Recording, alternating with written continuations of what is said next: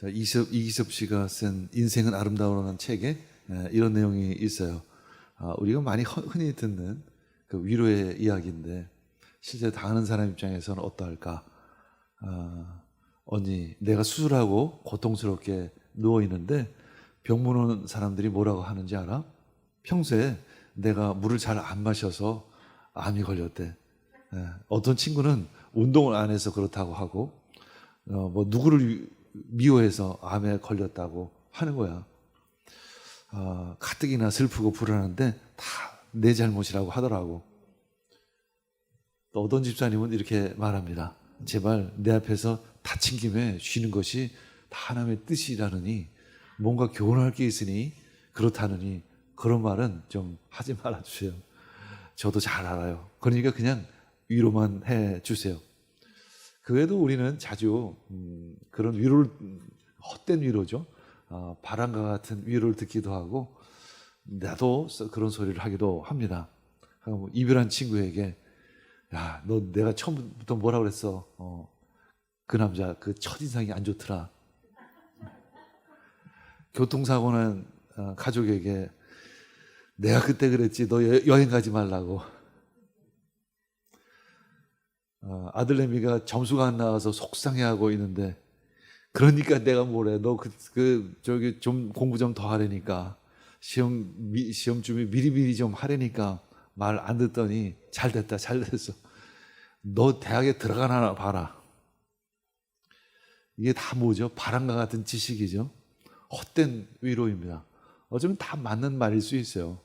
좀 더 열심히 공부하면 점수가 더 오를 수도 있겠죠. 뭔가를 잘하면 병에 또 안 걸릴 수도 있겠죠. 그러나 맞는 말이라고 다 적합한 말은 아닙니다. 그것이 바로 헛된 위로이고 헛된 말이죠. 그래서 동물들은 다쳤을 때 물 위로부터 홀로 떨어져서 지낸다고 합니다. 뱀도 상처를 입으면 그 치료 효과가 있다고 하는 가지밭으로 혼자 몸을 숨기기도 합니다. 건강한 동료들과 함께 있으면 어떻게 되냐면 그건 치고받으면서, 왜냐하면 다른 다친 동물을 배려하지 않기 때문에 그 부딪힘 때문에 도리어 상처가 더 커지기 때문에 그렇다는 거죠. 자, 우리는 누구에게 피해야 할까요? 진짜 어렵고 진짜 힘들 때 친구들이 위로가 될까요? 진짜 위로자 되시고 진정 중보자 대신 그분을 찾아가시기를 원합니다. 이 바람 같은 지식은 적합하지 않은 진실이에요. 맞는 말일 수도 있어요. 우리들의 훈계나 우리들의 그 조언이 맞는 말일 수 있습니다. 그러나 적합하지 않은 경우가 참 많이 있죠. 한마디로 말이면 다 할 수 있는 것이 아닙니다. 그러니까 또 맞는 말이라고 다 할 수 있는 것이 아니죠. 욥기서 15장 1절에서 3절까지 읽겠습니다. 요셉이 대답하였다. 그런 말은 전부터 많이 들었다. 나를 위로한다고 하지만 오히려 너희는 하나같이 나를 괴롭힐 뿐이다. 너희는 이런 헛된 소리를 끝도 없이 계속할 테냐? 무엇에 홀려서 그렇게 말끝마다 나를 괴롭히느냐? 이제 엘리바스에게 이욥이 대답을 하는 것입니다. 너희들이 하는 말 사실 나도 다 알고 있는 내용이야. 내가 그 얘기를 하는 것이 아니야. 너희들이 지금 나를 위로한다고 하지만 그것은 도리어 헛된 소리와 같고 바람과 같은 말처럼 느껴지네. 헛된 위로, 위로와 같은 낭망, 위로라고 하지만 나에게 도리어 상처를 주는구나. 나를 도리어 참 괴롭게 하는 말일 뿐이구나. 그래서 헛된 위로이고 헛된 소리라는 것이죠. 무엇에 홀려서 그렇게 말끝마다 나를 괴롭히냐? 너희들이 도대체 무엇에 홀려서 그런 소리를 하느냐라는 거죠. 어떤 것에 자극을 받아서 너희들이 그런 소리를 해? 이런 얘기죠. 가끔 누구에게가 조언을 듣거나 훈계를 들 때 제가 도대체 뭔 소리를 하는 걸까? 라는 거죠. 그 말의 시작이 무엇일까? 아마도 바람 같은 지식이죠. 어디선가 귀로 들은 이야기를 바람처럼 들려왔던 지식을 그냥 쏟아 붓는 것입니다. 자기도 다 소화가 되지 않은 이야기를 하는 것이죠. 한마디로 들은 풍월입니다. 자, 하늘의 지혜는 어떻게 얻어질까요? 그것은 첫 번째 하나님의 말씀에서 시작이 됩니다. 그 말씀을 우리는 깊이 묵상을 합니다. 우리는 그래서 매일 아침마다 생명의 삶을 통해서 말씀을 묵상하죠. 말씀을 되새김질하는 것입니다. 그래야만 그것이 소화가 될 수 있기 때문에 그런 것이죠. 우리가 한두 번 읽어서는 그 말씀이 잘 이해가 되지를 않아요. 말씀이 느껴지지가 않습니다. 그래서 우리 교회에서는 매일 아침마다 말씀을 묵상하고 주일날 그것을 정리해서 또 선포하고 있습니다. 이 욥기의 주제는 고난을 통해서 하나님을 알아가는 것입니다. 우리가 하나님을 안다고 얘기를 하죠. 우리는 사실 다 나름대로 다 하나님을 알고 있습니다. 그러나 우리들 믿음은 계속 진보되어야 하는 것이죠. 성장해야 하는 것입니다. 또 다른 차원의 하나님을 알아가야 하는 것이죠. 그러기 위해서는 그 말씀이 다시 내 심령에 깊이 심겨져야 합니다. 깊이 되새김질한 것을 통해서 두 번째는 그 말씀이 내 심정에 심겨져야 하는 것이죠. 마치 우리 씨를 뿌리면 그 씨가 땅에 심겨져야 되는 것과 같습니다. 그 심겨진 씨앗이 어떻게 자라죠? 그 현실이라는 비바람, 몰아치는 그 폭풍우 속에서 그것을 견뎌야 하는 것입니다. 우리 세 번째 그 말씀으로 그 비바람 치는 현실을 살아가야 하는 것이죠. 이것이 바로 세 번째 과정입니다. 그때 그 말씀이 내 삶에 뿌리를 내기 시작합니다. 이것이 바로 네 번째 단계이죠. 그 말씀이 내 삶에 뿌리 내리고 가지를 치고 열매를 맺게 됩니다. 그때 말씀이 진짜 살아있고 살아 숨쉬고 생명이 있다는 것을 깨닫게 되어지는 것이죠. 그때 그 말씀이 나의 지혜가 됩니다. 욥기서 15장 4, 5절 읽겠습니다. 너희가 내 처지가 되면 나도 너희처럼 말할 수 있을 것이다. 나도 너희에게 마구마를 퍼부으며 가엾다는 듯이 머리를 내저을 것이다. 내가 입을 열어서 여러 가지 말로 너희를 격려하며 입에 발린 말로 너희를 위로했을 것이다. 그래, 사실 그래. 뭐 내가 너희들 처지에 있었으면 나도 너희들처럼 똑같은 얘기를 했을 거야. 나도 너희들이 이해가 가질 않아서 머리를 절레절레 흔들면서 내 주장을 펼쳤을 거야. 근데 막상 내가 당해보니까 그게 아니야. 또 다른 차원이 있다는 것을 내가 지금 서서히 깨닫게 돼. 나도 사실 잘 알고 있었던 한 가지 원칙이 있었어. 심은 대로 거둔다는 것.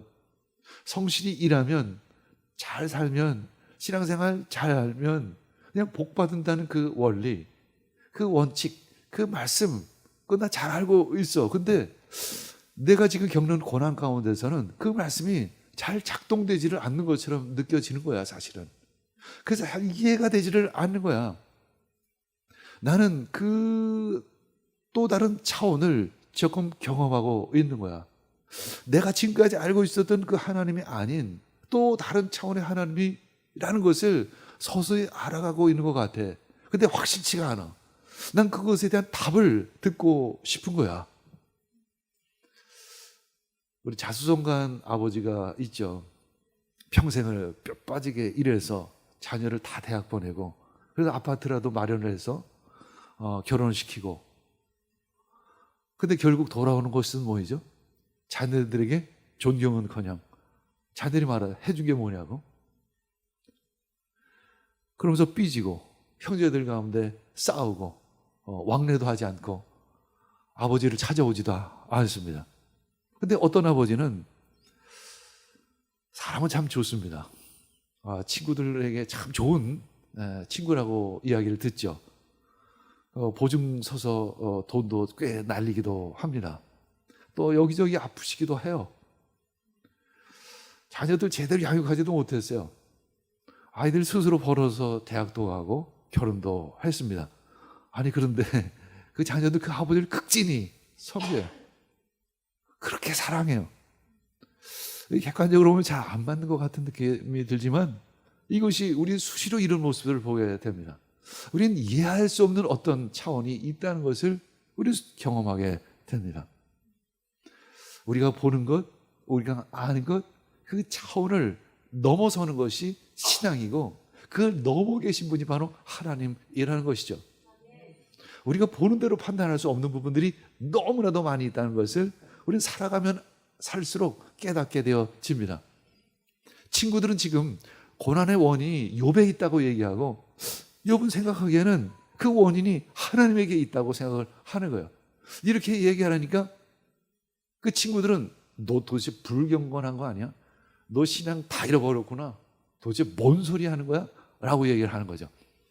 근데 욥의 입장에서 보면 내가 그렇게 고난을 받을 만큼 죄를 진 적도 없었고, 물론 실수는 했었겠죠. 내가 어렸을 때 뭔가 잘못을 했었겠지만, 그렇다고 해서 그거의 대가라고 얘기하기엔 지금 당하고 있는 고난이 너무 심한 것이죠. 도무지 이해할 수가 없는 것입니다. 욥은 이제 결정을 내립니다. 이 친구들하고 대화가 안 되는구나. 하나님께 직접 요청을 해야 되겠구나 라는 결론을 내리고 하나님께 나아가는 것이죠. 이것이 어떻게 보면 하나님께서 욥에게 고난을 주신 이유이기도 해요. 어쩌면 지금까지 욥은 좋은 사람이었고, 훌륭한 사람이었고, 경건한 사람이었고, 많은 친구들이 있었고, 그래서 친구에게 참 위로가 되기도 하고, 또 친구에게 많은 것을 주기도 했었습니다. 어쩌면 욥의 입장에서는 자기 자신이 성공한 사람이에요, 사실은. 그래서 자기 자신을 의지하는 부분도 있었을 것입니다. 그런데 이 고난을 닥치자 새로운 차원, 새로운 상황이 욥에게 들어오는 것이죠. 고난은 새로운 어떤 차원을 우리에게 열어주는 하나님의 터닝 포인트인 것이죠. 그래서 우리는 깜짝 놀랍니다. 차라리 기쁜 일이나 좋은 일로 새로운 터닝 포인트를 참 주시면 좋겠는데, 하나님이 고난을 통해서 새로운 터닝 포인트를 주신다는 것이 우리에겐 참 힘겹고 어려운 일이죠.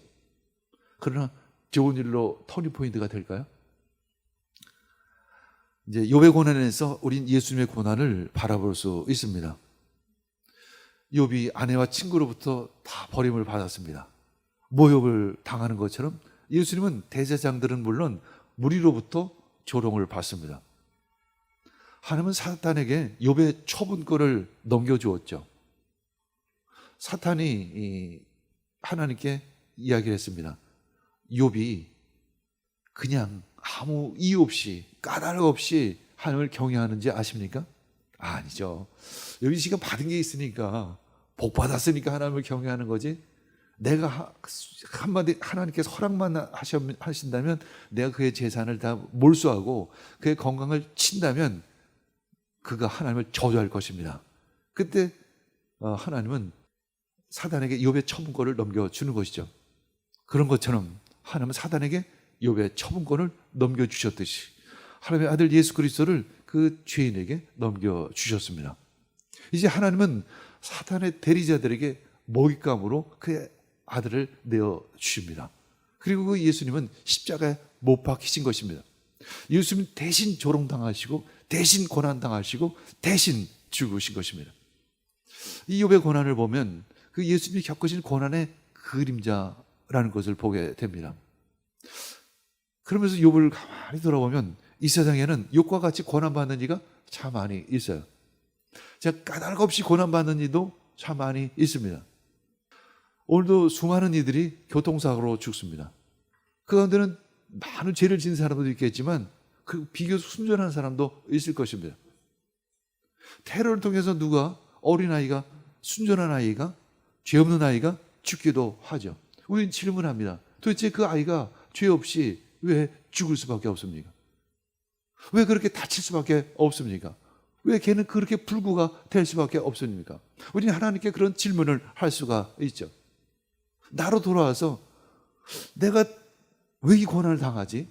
왜 이렇게 어려움을 당하지? 왜 이렇게 사업이 무너지지? 난 열심히 일했는데 라고 항변할 수 있는 것이죠. 로마서 8장 23절 읽겠습니다. 그뿐만 아니라 첫 열매로서 성령을 받은 우리도 자녀로 삼아 주실 것을, 곧 우리 몸을 속량하여 주실 것을 고대하면서 속으로 신호하고 있습니다. 바울은 그냥 평탄한 길을 가질 수도 있었습니다. 그러나 스스로 예수 그리스도를 전하는 그 길을 간 것입니다. 스스로 그 고난을 택했습니다. 그러면서 고난을 통해서 도리어 많은 이들이 고난받는 것을 보게 되는 것입니다. 저들은 도대체 왜 고난을 받을까? 도대체 저 사람은 도대체 왜 저는 어려움을 당할까? 저렇게 왜 힘든 일을 당할까? 저 사람은 왜 그 힘든 질병을 안고 살아갈 수밖에 없을까? 도대체 저 사람은 도대체 무슨 죄를 졌길래? 아니야, 근데 보면 그렇게 죄 지은 일이 없는 것 같아. 결국 우리의 몸을 속량하여 주실 것을 고대할 수밖에 없는 것입니다. 속으로 신음할 수밖에 없는 것입니다. 왜냐하면 우리가 몸을 입고 있는 한 우린 질병에 걸릴 수밖에 없어요. 우린 몸을 입고 있는 한 어떤 사고에 노출될 수밖에 없는 거예요. 우린 몸을 입고 있는 한 어떤 문제에 봉착할 수밖에 없는 거예요. 그것은 어떤 의미로? 쉽게 얘기하면 원죄인 것이죠. 우린 죄 가운데 있다는 것이죠. 그러면서 욥은 그것을 서서히 깨닫기 시작을 하는 것입니다. 그러면서 욥이 바라봤을 때 나에게 진정 중보자가 필요하구나. 변호사가 필요하구나. 나에게 구원자가 필요하구나. 나에게 진짜 메시아가 필요하구나라는 것을 서서히 깨닫기 시작합니다. 뒤돌아보면 하나님은 도대체 욥의 친구들에게 욥을 왜 위로하지 않으셨을까라는 질문을 하게 되죠. 사람에게 위로받을 수 없다는 것입니다. 친구들로부터 구원받을 수 없다는 것이죠. 고난을 당하는 자에게 진정 중보자가 필요합니다. 욥의 입장에서 결국은 어떤 모순에 직면하게 돼요. 어떤 검사가 나를 고발을 해요. 나를 피의자로 법정에 세웠습니다. 근데 나에게 변호사가 없어요. 검사밖에 없습니다. 검사에게 가서 부합니다. 검사님, 나를 위해서 변호도 좀 대신해 주십시오.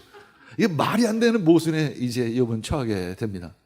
자신에게 그 진노의 화살을 퍼부으신 그 하나님께 변호를 요청할 수밖에 없는 상황 가운데 놓이게 돼요. 욥기서 16장 19절에서 22절 읽겠습니다. 하늘에 내 증인이 계시고 높은 곳에 내 변호인이 계신다. 내 중재자는 내 친구다. 나는 하나님께 눈물로 호소한다. 사람이 친구를 위하여 변호하듯이 그가 하나님께 내 사정을 아랜다. 이제 몇 해만 더 살면 나는 돌아오지 못하는 길로 갈 것이다. 이제 욥이 생각해 보면 이 고난 가운데, 이 질병 가운데, 이 가난 가운데 이제 얼마나 살지 못할 것이라는 것을 직감합니다. 이제 뼈가 수척해지고 피골이 상접합니다. 밤이면 잠도 못 자죠. 피부병 때문에 그냥 기와장을 가지고 자기 살을 긁습니다. 이러니 뭐 얼마나 살겠습니까? 근데 한 가지 질문이 남아 있어요. 이 숙제만은 풀고 가고 싶어요. 내가 평생 성실하게 살았고 그래서 평생 신앙생활 잘하고 살았는데 도대체 이 고난의 이유가 도대체 무엇입니까? 내가 저주를 받은 것입니까? 내가 심판을 받은 것입니까? 도대체 이 이유만은 알고 내가 죽어야 되겠습니다. 근데 아무리 봐도 친구로부터는 답이 없고 도대체 누구로부터 답도 없고 이 세상의 어떤 지식도 나에게 그 답은 주지를 못합니다. 그렇다면 그 답은 결국 나에게 진노를 주신 그 하나님 당신에게 가서 좀 들어야겠습니다. 내 중재는 결국 하나님 당신이군요. 결국 내가 하나님 당신에게 갈 수밖에 없군요. 처음에는 자신의 질병, 자신의 고난에 집중했었어요. 근데 그래봐야 아무 소용이 없다는 것을 깨닫게 됩니다. 죽음만이 자신을 기다리고 있다는 것을 알게 되죠. 두 번째 단계는 친구에게 어떤 위로를 받고자 했지만 그 친구들조차 차원이 다른 얘기를 하는 거예요. 우리가 가끔 신앙 얘기를 하면 그게 말이 되나? 그 비상식적인 거 아니야? 그 비논리적인 얘기를 지금 하고 있어? 그런 얘기를 하죠. 지금 신앙 얘기는 차원이 다른 얘기를 하는 것입니다. 우리 인생의 성숙은 도대체 무엇일까? 차원이 다른 삶을 경험해야만 우리의 신앙의 폭이 넓어지는 것입니다. 인격이 깊어지는 거예요. 그 차원이 다른 삶을 살아가기 위해서는 뭐가 필요하죠? 인내가 필요한 거예요. 그 인내는 연단을 통해서 시작이 되는 것이고 인내를 통해서 인격이 성숙되어지는 것이죠. 차원이 다른 세계의 사람이 차원이 다른 사람을 판단할 수가 없는 거예요. 욥의 친구가 지금 욥을 판단할 수가 없어요. 왜냐하면 지금 욥은 지금 다른 차원의 세계에 놓여져 있는 것입니다. 그래서 이 다른 차원의 세계에 들어가니까 이 다른 세계를 이해할 수가 없는 거예요. 욥의 입장에서는 도무지 하나님 이유가 무엇입니까? 도대체 알 수가 없습니다. 깨닫게 해 주시옵소서. 이 밑에 있던 다른 차원에 있는 친구들에게 질문했었죠. 근데 그 친구들이 대답하는 건 뻔해요. 욥이 알고 있었던 그 원칙, 시문대로 거두려는 그 인과응보의 원칙으로 이야기를 하는 거죠. 욥의 입장에서 야, 그거 나 다 알고 있어. 그 얘기 말고 지금 내 상황 속에서 나에 대한 답을 좀 얘기해 줘 봐. 좀 답답하네. 라고 생각하다 보니까 결국 하나님께는 답이 없다는 것을 알게 됩니다. 결국 하나님으로부터 시작된 그 이유 없는 고난, 느닷없는 고난, 그것에서 자유롭게 하실 분도 하나님이라는 것, 그 모순에 도달하게 돼요. 시작하신 분도 하나님이고 그것을 해결하실 분도 하나님만이라는 것을 알게 됩니다. 어쩌면 비논리적이에요. 비상식적이에요. 이 모든 것이 서로 충돌하는 진리처럼 느껴져요. 말이 안 되는 것처럼 느껴집니다. 여러분들 이 세상이 말이 되는 것 같습니까? 이게 그냥 현실이에요. 이게 비상식적인 현실이죠. 비논리적인 현실 가운데 우리는 살아가고 있어요. 근데 우리는 그것이 상식이라고 얘기하고 그것이 논리적이라고 얘기하고 세상의 법칙이 맞다고 얘기를 하는 것입니다. 그러면서 우리는 말합니다. 세상은 상식적이야. 세상은 현실적이야. 내가 생각하는 것이 진리야. 내가 살아가는 방법이 맞아 라고 이야기를 하지만 하나님은 뭐라고 이야기하죠? 노라고 말씀하는 것이죠. 다른 차원의 세계가 있고 그 차원의 세계가 진실이라고 진리라고 말씀하고 있는 것입니다. 그 세계를 알아가는 것입니다. 욥도 지금까지는 그걸 몰랐어요. 워낙 잘 나갔기 때문에 자기 하는 대로 잘 됐기 때문에 행복했고 복받은 사람이라고 여겨졌고 많은 사람들로부터 존경받았고 부족한 것도 없었고 모든 것이 잘 됐습니다. 그때는 그냥 그게 그 세상이었습니다. 한마디로 평면적인 세상이었습니다. 근데 갑자기 또 다른 차원의 세계가 등장을 하자 욥은 깜짝 놀라기 시작을 하는 것입니다. 욥은 더 이상 헛된 위로자를 찾지 않습니다. 이제 참된 중보자를 구하는 거죠. 그분이 바로 예수 그리스도이신 것입니다. 욥기서 1장 21절 읽겠습니다. 이렇게 말하였다. 모태에서 빈손으로 태어났으니 죽을 때도 빈손으로 돌아갈 것입니다. 주신 분도 주님이시오 가져가신 분도 주님이시니 주님의 이름을 찬양할 분입니다. 자, 우리가 언제 예배 드릴 수 있을까요? 언제 찬양할 수 있을까요? 내가 아무것도 아니라는 것을 깨달을 때, 내가 진짜 nothing이라는 것을 깨달을 때 하나님을 찬양하고 예배 드릴 수 있습니다. 나에게 뭔가 있고 내가 뭔가 할 수 있고 나를 좀 의지할 수 있고 그러면 찬양이 될 수가 없어요. 그것은 일종의 형식이죠. 형식적인 찬양할 수 있고 형식적인 예배 드릴 수 있습니다. 그러나 진정한 찬양이 나올 때는 내가 아무것도 아니라는 것, 주신 분도 하나님이시고 가져가신 분도 하나님이라면 나를 자유케 하실 분도 하나님이라는 것, 나를 구원하실 분도 하나님이라는 것을 깨달아지는 것입니다. 욥기서 1장에서는 이제 고난을 당하기 시작할 때였습니다. 이때는 그래 주님께서 가져가셨구나. 그러나 다음 단계는 다시 회복시키실 분도 하나님이라는 것을 깨닫게 되고 나는 그것을 회복시킬 수 없다는 것도 알게 되는 거죠. 내가 무지하다는 것도 알게 되고 내가 알고 있던 모든 지식이나 경험이 아무것도 아니라는 것도 깨닫게 됩니다. 그러면서 또 다른 차원의 세계가 있고 또 다른 차원의 그 하나님을 알아가는 그 과정이 있다는 것을 깨닫게 되어지는 것이죠. 그 신앙은 무엇일까요? 그것은 나그네 길이라고 얘기하죠. 그래서 신앙의 여정입니다. 신앙의 목표는 무엇일까요? 하나님을 알아가는 것입니다. 사실 우리가 지금 알고 있는 것은 1차원적일 수도 있고 뭐 2차원적일 수도 있습니다. 3차원적일 수도 있습니다. 그러나 우리가 알아야 할 그 하나님은 그 무한하신 하나님이에요.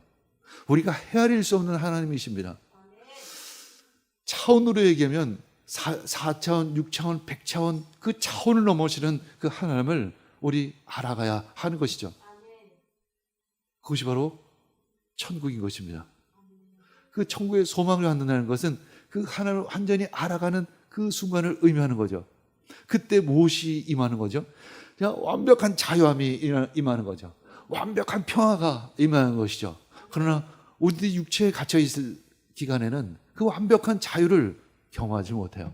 작든 크든 우린 고난을 견딜 수밖에 없고 어려움을 견딜 수밖에 없고 그리고 그것을 연단으로 여기고 그것을 인내할 수밖에 없는 것이죠.